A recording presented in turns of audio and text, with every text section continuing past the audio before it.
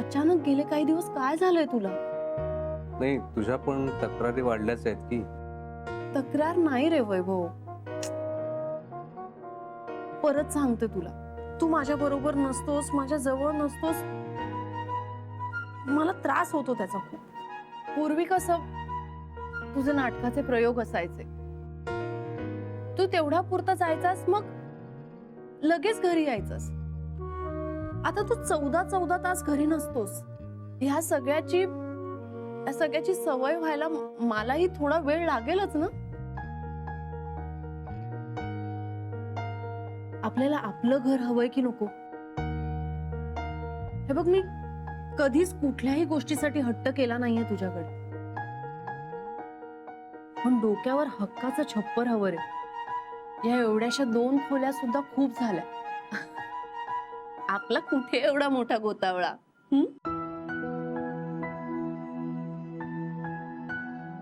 पण जिथून कोणीही कधी आपल्याला जा म्हणणार नाही,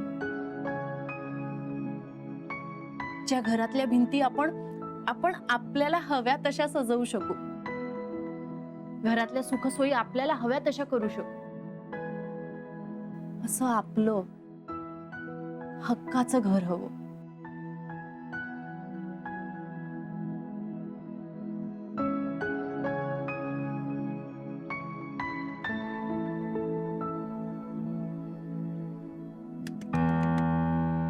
येऊ का?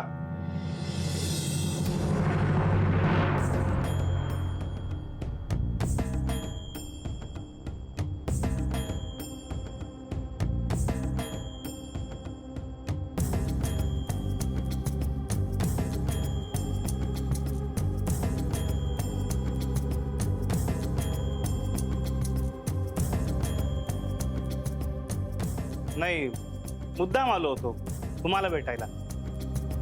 मागच्या वेळेला आलो तेव्हा तुम्ही नव्हता. हे मुंबई बाहेर गेले होते. हो, म्हणालात तुम्ही, पण म्हटलं घरच्या कर्त्या पुरुषाची भेट घ्यावी, त्याशिवाय बोलणं नीट झाल्यासारखं वाटत नाही ना.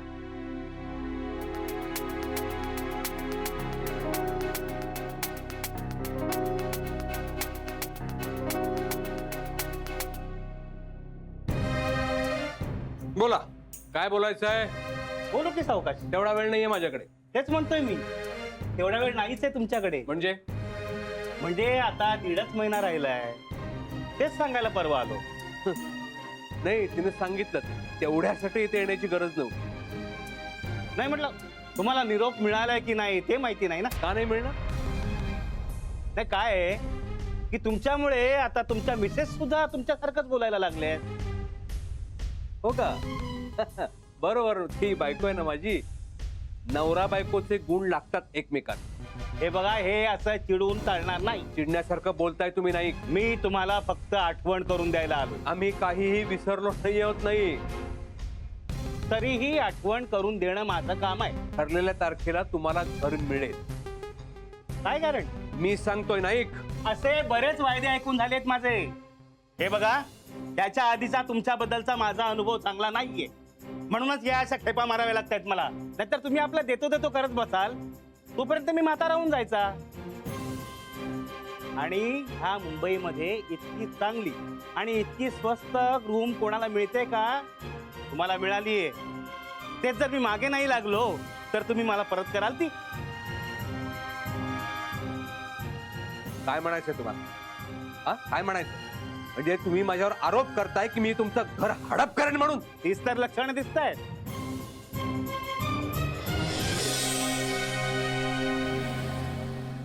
या चल.